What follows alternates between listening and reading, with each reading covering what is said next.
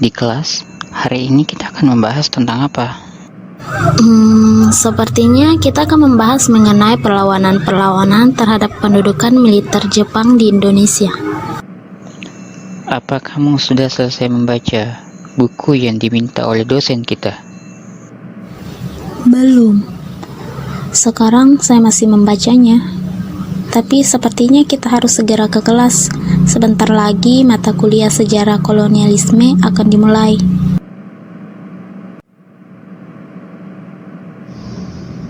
Selamat pagi semua. Pagi, Pak.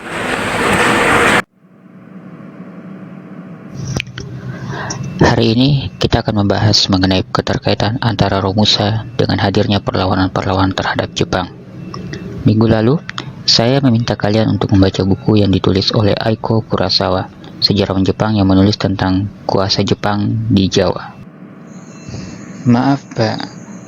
Buku itu terlalu tebal. Saya belum selesai membacanya.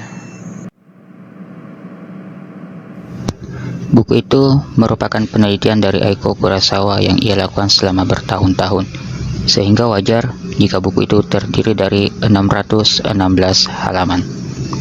Setidaknya, kalian telah membaca beberapa bagian dari buku itu. Baik, Pak. Seperti yang kita ketahui bersama, bahwa kedatangan awal Jepang di Indonesia disambut baik karena mereka mampu membebaskan Indonesia dari penjajahan Belanda. Namun, semua itu hanya sesaat. Jepang yang terlibat dalam Perang Dunia Kedua membutuhkan dana yang besar dan juga membutuhkan bantuan tenaga untuk membangun sarana perang seperti kubu pertahanan, jalan raya, rel kereta api, jembatan, dan lapangan udara. Oleh karena itu, Jepang membutuhkan banyak tenaga kerja. Pengerahan tenaga kerja inilah yang kemudian nantinya disebut dengan nama Romusa. Pak, apakah Romusa ini sama dengan sistem kerja rodi di era kolonial Hindia Belanda? Iya, keduanya sama-sama membuat rakyat sengsara dan menyebabkan banyak korban jiwa. Sistem kerja rodi sendiri dimulai di era pemerintahan Helman William Daendels ketika melakukan pembangunan jalan raya pos dari Anyer ke Panarukan. Sementara Romusa sendiri diterapkan selama masa pendudukan Jepang. Nah, ada yang tahu kira-kira apa arti kata Romusa itu? Saya, Pak. Secara bahasa, Romusa berarti buruh atau tenaga kerja. Sedangkan secara istilah, Romusa dapat diartikan sebagai sebutan bagi orang-orang Indonesia yang dipekerjakan secara paksa pada masa pendudukan Jepang di Indonesia.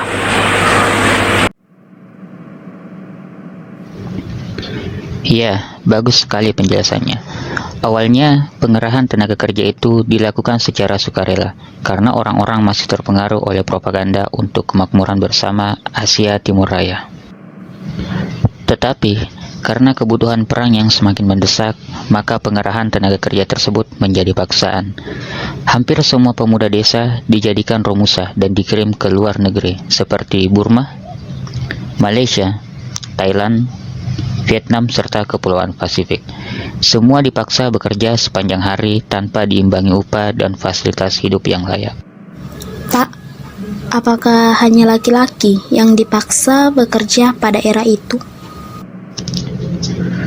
Kaum wanita juga ikut merasakan penderitaan kala itu. Mereka diculik dan oleh tentara Jepang mereka dijadikan sebagai budak seks untuk memenuhi kebutuhan birahi dari para tentara Jepang.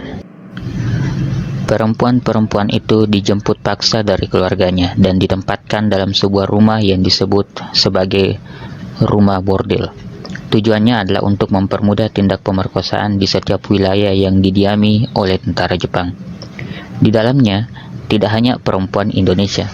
Mereka juga menahan perempuan keturunan Tiongkok, Belanda, Prancis, serta Portugis. Perempuan-perempuan yang dijadikan sebagai budak seks ini dikenal dengan nama Jugu Nianfu. Dari penderitaan-penderitaan itu, maka timbullah perlawanan-perlawanan terhadap tindakan militer Jepang di berbagai tempat di Indonesia, seperti di Aceh, Papua, Tasikmalaya, Indramayu, Kalimantan hingga pemberontakan PETA di Blitar dan berbagai tempat lainnya di Indonesia. Pak, bukannya PETA itu organisasi militer yang dibentuk oleh Jepang? Lantas mengapa mereka melakukan pemberontakan terhadap Jepang? Pemberontakan tentara PETA di Blitar dilatar belakangi oleh semakin sulitnya kehidupan rakyat saat itu akibat Romusa dan juga adanya keinginan untuk merdeka. 14 Februari 1945 dipilih sebagai hari untuk melakukan perlawanan karena saat itu akan ada pertemuan besar komandan dan anggota PETA di Blitar, sehingga diharapkan anggota PETA yang lainnya akan ikut bergabung dalam perlawanan itu. Pak, bukannya 14 Februari itu hari Valentine ya? Ya, itulah gunanya kita belajar sejarah. 14 Februari bukan hanya tentang Valentine, tapi pada 14 Februari 1945 terjadi pemberontakan tentara PETA terhadap Jepang di Blitar. Pemberontakan itu dipimpin oleh Sudancho Supriyadi. Namun, tentara Jepang berhasil mematahkan pemberontakan ini. Supriyadi, pemimpin pasukan pemberontakan, dinyatakan hilang, dan hingga kini masih menjadi misteri apakah ia meninggal dalam pemberontakan itu atau bisa lolos dan melarikan diri. Bagaimana nasib dari tentara PETA yang melakukan pemberontakan itu, Pak? Mereka ditangkap dan dihukum mati di kawasan Ancol, Jakarta. Dan untuk mengenang perlawanan PETA, tepat di lokasi perlawanan didirikan Monumen PETA. Baik, sampai di sini ada pertanyaan lagi? Baik, Pak. Sudah jelas. Jika sudah jelas, saya akan memberikan tugas kepada kalian tentang kelanjutan materi ini mengenai perlawanan-perlawanan lainnya terhadap Jepang di berbagai tempat di Indonesia. Tugasnya bagaimana, Pak? Sederhana saja, kalian cukup diskusi dengan teman kalian karena tugas ini hanya sebagai bentuk pemahaman dan pengetahuan kalian dalam berbagai perlawanan terhadap Jepang di Indonesia. Baik, Pak. Terima kasih. Baik, saya rasa untuk hari ini cukup. Sampai jumpa minggu depan. Bagaimana kalau sebentar malam kita mendiskusikan materi tadi di kafe? Boleh juga. Kalau begitu, sampai jumpa sebentar malam.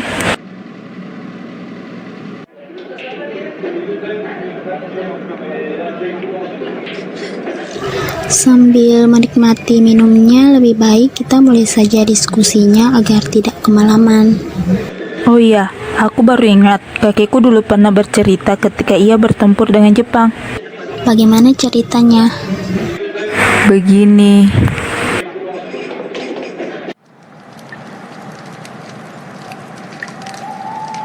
Kakek kenapa? Kok melamun? Tidak, Cuk. Kakek cuma teringat waktu dulu mondok di pesantren Sukamana. Di mana itu, Kek, Sukamana? Di Singaparna, Tasikmalaya, Jawa Barat. Dulu, waktu kakek masih di pesantren, Jepang udah ada di Indonesia. Dan kita semua setiap pagi diminta untuk menundukkan badan menghadap ke arah matahari sebagai penghormatan terhadap Dewa Matahari. Orang Jepang mengenal budaya ini dengan nama Sekrei. Bersama dengan santri-santri lainnya, kami menolak melakukannya karena itu termasuk perbuatan syirik karena menyekutukan Tuhan. Selain itu, karena pemimpin pondok kami saat itu, Kiai Haji Zainal Mustafa, juga sudah tidak tahan dengan penderitaan rakyat akibat Romusa. Ia memimpin perlawanan rakyat Singaparna menentang kebijakan-kebijakan Jepang. Kapan kejadian itu, Kek? 25 Februari 1944. Tapi sayang sekali, Kiai Haji Zainal Mustafa ditangkap hari itu juga, dan pada 25 Oktober 1944 ia dihukum mati oleh tentara Jepang. Gitu cerita kakekku tadi. Ternyata kakekmu saksi sejarah ya. Oh ya, tadi aku juga sempat baca artikel tentang perlawanan di daerah Jetieng. Coldplay, di mana itu? Di Aceh. Ceritanya hampir sama dengan KKM tadi. Perlawanan mereka di Aceh juga gara-gara upacara sekre dan juga karena Romusha. Kapan kejadian itu? Bulan November tahun 1942. Perlawanan itu dipimpin oleh Tengku Abdul Jalil yang merupakan seorang guru ngaji di Chot Plieng. Setelah 2 kali serangan Jepang digagalkan, pada serangan yang ketiga, Chot Plieng dikuasai oleh Jepang. Lantas, bagaimana nasib Tengku Abdul Jalil saat itu? Serangan Jepang pada 10 November itu menewaskan Tengku Abdul Jalil. Oh, jadi begitu. Ya ampun, aku lupa. Aku harus ke stasiun jemput saudaraku yang baru datang dari Semarang. Oke, tidak masalah. Sorry, aku harus pamit dulu. Oke, be careful. Sampai jumpa lagi.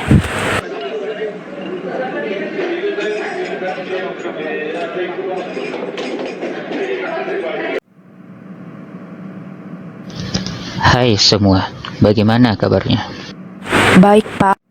Untuk melanjutkan materi sebelumnya, bagaimana hasil diskusi kalian tentang berbagai perlawanan di Indonesia terhadap pendudukan militer Jepang? Pak, izinkan saya untuk menyampaikan hasil diskusi saya bersama teman-teman. Ya, silakan.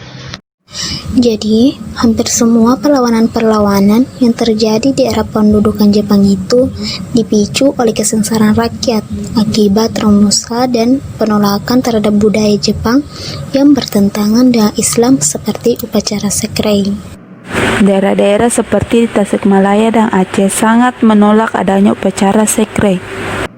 Golongan petani menjadi salah satu kaum yang mendapat pengaruh dari kebijakan-kebijakan Jepang, seperti yang terjadi di Indramayu dan Jawa Barat.